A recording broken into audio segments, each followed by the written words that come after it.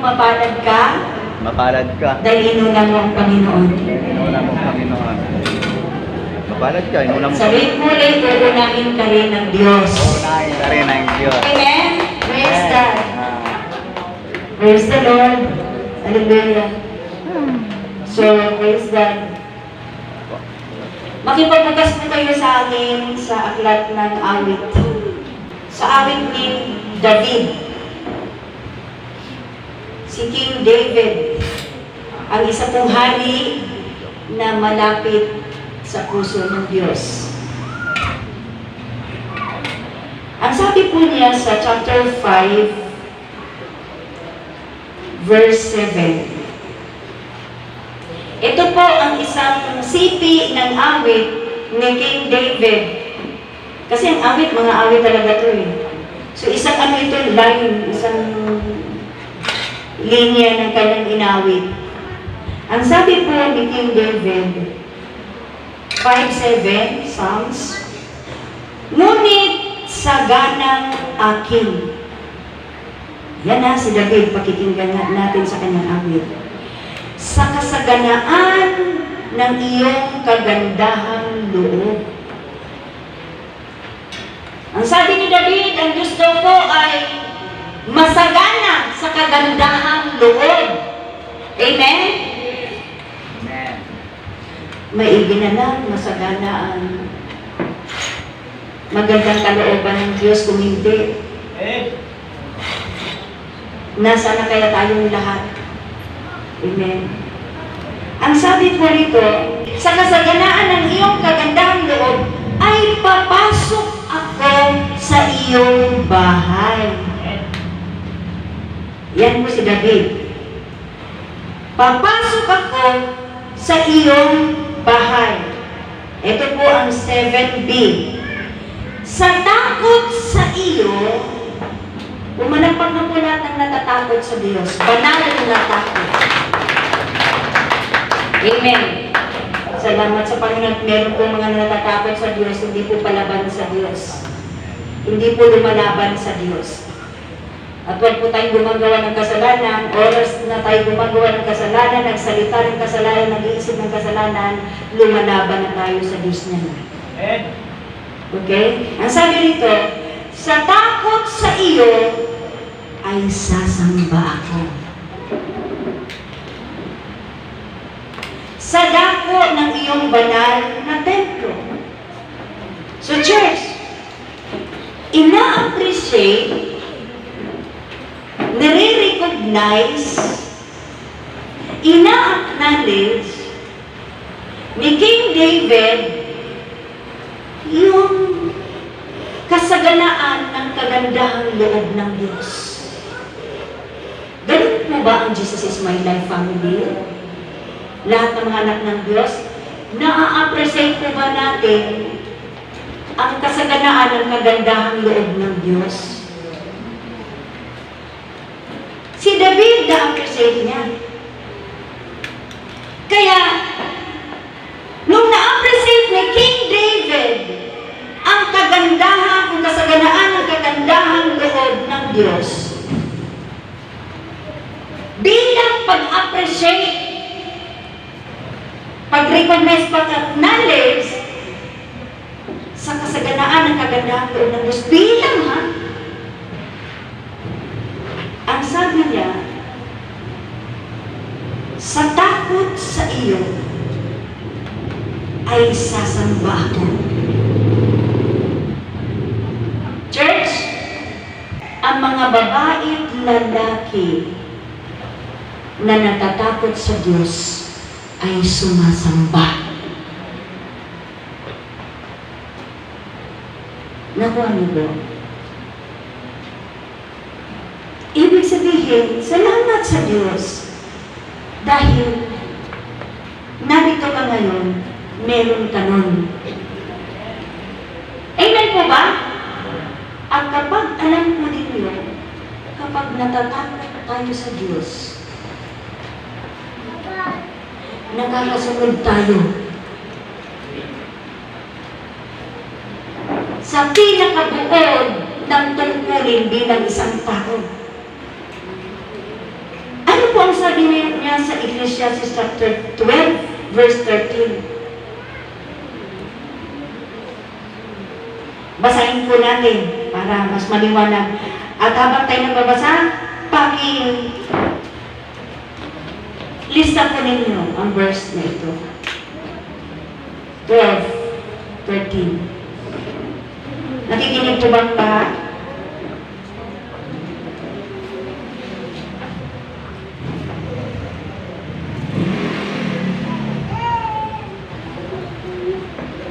Ito ang wakas ng bagay, sabi ni King Solomon.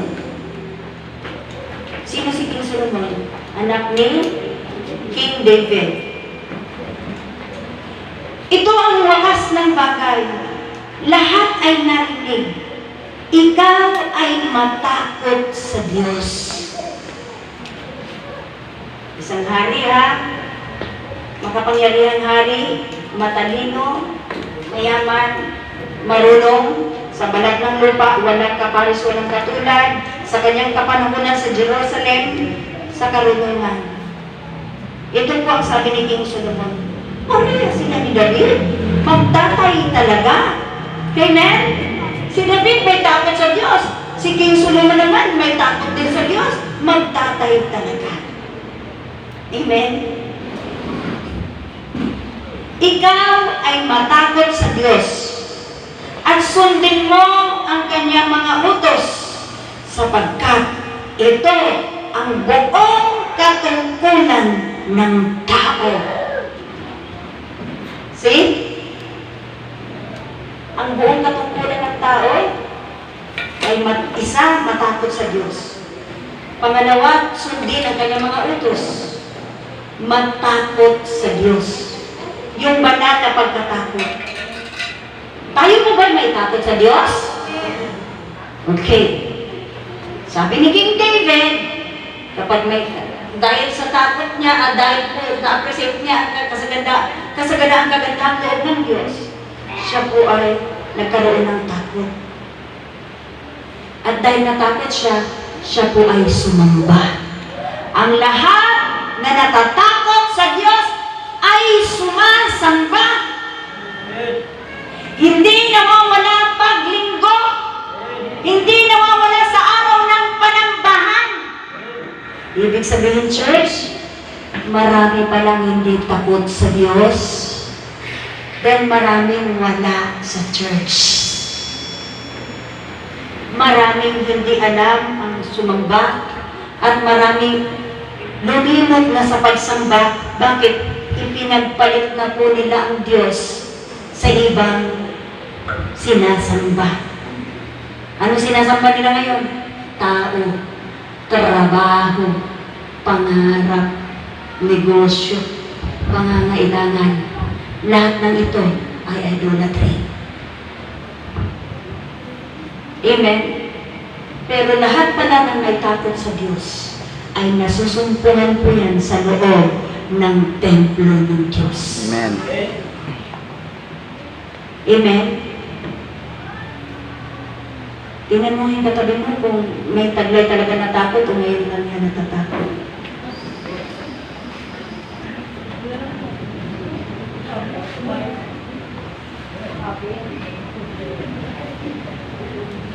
Yes? Nasa na yung iba? Wala. Imbis na sinabi ng Lord, lumapit kayo sa akin lang kayo napapagod at napapagal, bibigyan ko kayo ng kapahingahan. Kapag napagod sa buhay, maraming problema, maraming bigat. Alam niyo, ang napapagod sa atin, ito. Napapagod ang ating kalooban. Amen? Pag napapagod ang physical na katawan mo, matulog ka na at magpahinga, wala na yan. Amen po ba? Pero yung kapaguran, na walang katapusan, na naranasan mo everyday na bibigatan ka sa buhay mo, araw at gabi, na kahit nagpahinga ka na, nag-utilize ka na, kahit natulog ka na, pagising mo, ay ito na naman ang kakapaguran. Kasi, ang napapagod ito po, at saka ito. Yung isip at kalooban, damdamin, napapagod po yan. Yun yung bibigyan ng Diyos ng ng kapahingahan kapag sasamba ka. Amen? Yung pagod sa physical ng katawan, ikaw magbigay ng kapahingahan. Amen? Ikaw magpapahinga, mag-beauty rest ka. Maglaan ka ng oras para makapagpahinga ka. Ikaw yun, makapagpahinga yung physical na katawan mo. Pero ang nagbibigay ng kapahingahan sa pagod na isip, pagod na kalooban, puso't damdamin, si Jesus. Amen.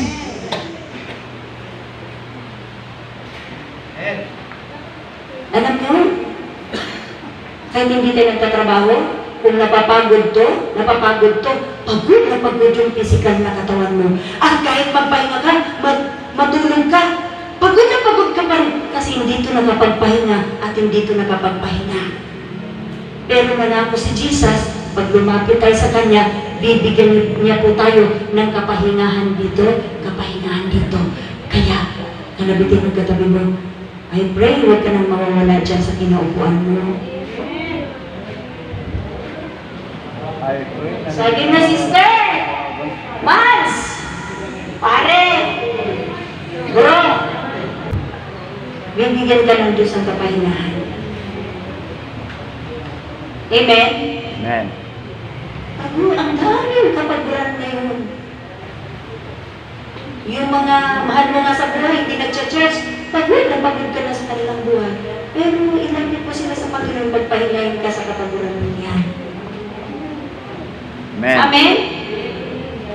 Marami kang kabalisahan, nababalisa, natatakot, nalulungkot, nangangamba.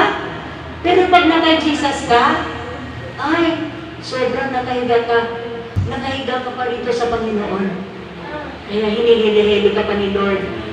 Anak, huwag kang mag-alala. Ang pangako ko ay pangako ko. Amen! Amen. At yung pangako ko sa iyo, tuto pa rin ito. Kasi hindi ako sinungaling. Yung katabi mo, pwede pa. Amen! Amen. Si Jesus ay hindi nagsisinungaling Amen. sa kanyang pangako. Kung yung katabi mo pwede magsinungaling sa iyo, kapitbahay mo, kaibigan mo, kahit utang dila mo, si Jesus, hindi siya magsisinungaling. Pag sinabi niya, bibigyan ka rin ng kapahingahan, lumapit ka kaagad. Ang bagal kasi natin minsan kasi may lakad ako Sister, kumari ba? Sunday ngayon. Kasi ang daming dahilan. Ilang taon na nga, naghihintay na nga magbigay ng kapahingahan sa templo ng Diyos Amen po ba? Nalaman po ba natin?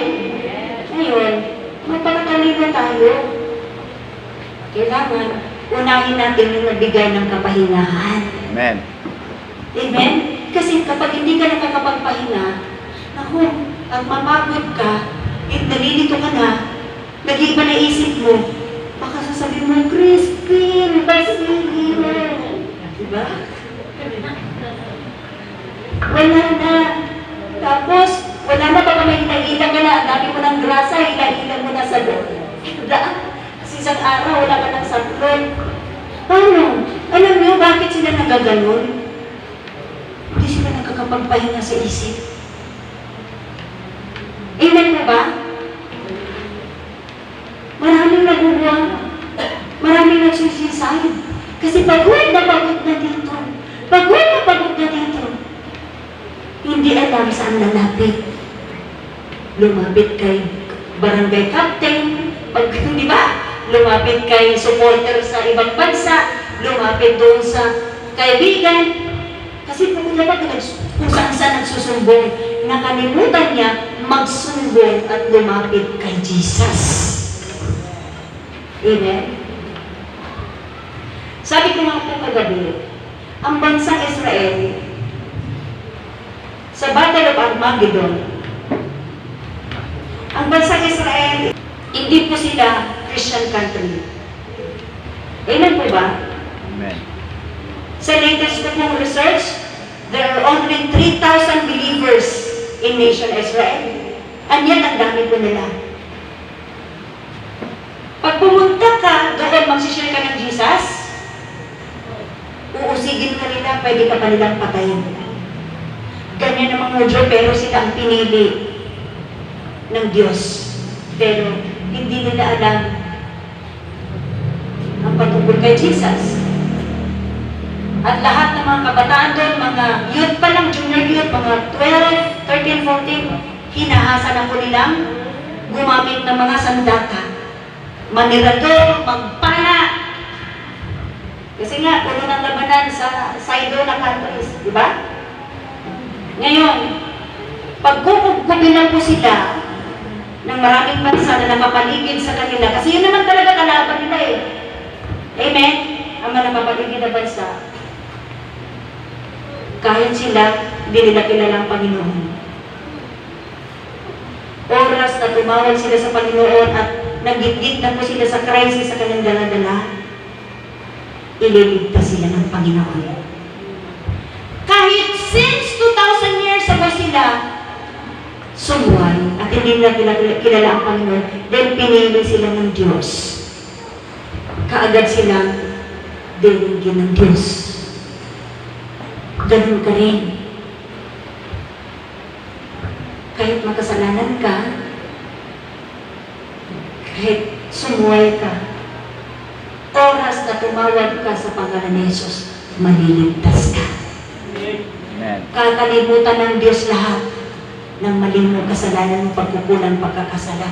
Ganon ang kasaganaan ng kagandahang loob ng Diyos. Kaya ang sabi ni King David, sa takot ko, sasamba ako sa iyo. Amen! Amen. And you know what? Proverbs 1:7, kung may takot tayo sa Diyos, the fear of the Lord is the beginning of wisdom. We need wisdom in this life. Kailangan natin ng karunungan sa buhay. Amen po ba? Para mapagtagumpayan ang maraming tukso, ang maraming pagsubok, ang maraming bigat, ang maraming takot, kabalisahan, pag-alala, upang mapagtagumpayan. We need wisdom. Amen! Amen.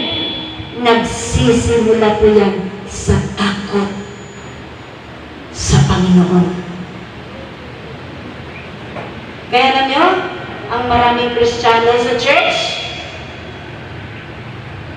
kaya hindi nag-i-improve, hindi lumalago. Hello? Kainin natin to.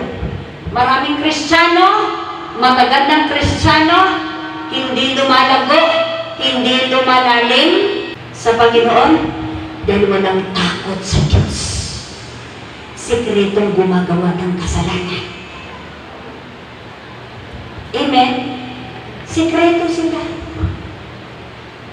Pero kahit nagsisikreto kayong gumawa ng kasalanan, kitang-kita pa rin kayo ng Diyos.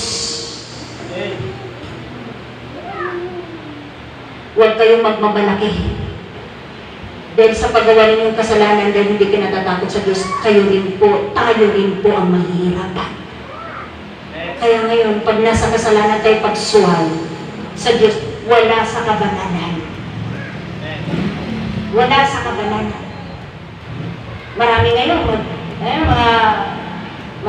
mga Christian, mga kabataan, wala pa sa tamang panahon, nagre-relasyon na. Sabi ko sa inyo, kapag pumasok kayo sa relasyon, kailangan hanggang handa kayo magpakabanan. Kasi kung hindi kayo magpakabanan sa relasyon, paghiwalayin din kayo ng Diyos. Amen? Ang sabi ko sa inyo, napabilis ang pagkasal namin mag-asawa dahil nag-holding hands na kami. Dahil inaakbayan niya na ako. Yun lang yun. Nakita ng Diyos ang aming relasyon na walang kabananan.